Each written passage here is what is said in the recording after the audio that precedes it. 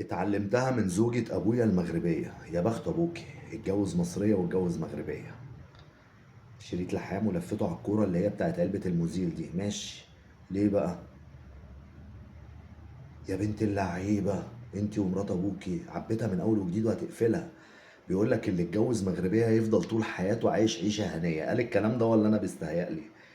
فرش السنان هترجعها سليمة تاني، ماشي. ده ايه ده بقى، ملح ده ولا كربوناتو ده؟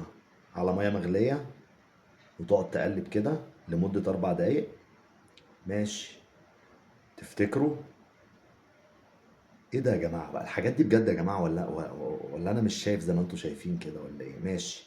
اللحمة عايزة تفكها، تفكها ازاي بقى؟ في دقيقتين هتحطها كده، تفتكروا؟ الحرارة سحبتها الحلة، جميلة، فكت بكل سهولة. اكيد دي مغربية برضو، ماشي. ايه ده بقى؟ الحاجات دي جامدة جدا. بص، عشان ما تسدش الحوض، حتة منديل وفي ثانية، ماشي. الجاكيت مقطوع، اوعى تقول لي بقى بالبتاعة ديت هتلزقه. اما نشوف. ما تنساش امك تزور بيت ربنا. يلا هتصلي على النبي في التعليقات وتدوس على اللايك والاشتراك. ورق زبدة وصمغ ودوس عليه بالمكوة كده.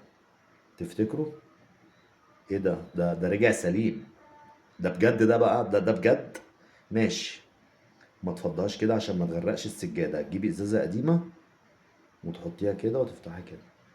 يا جامدة، يا جامدة. أكيد دي برضو مغربية. بصوا الزبالة وبتنضفها ازاي، جميلة.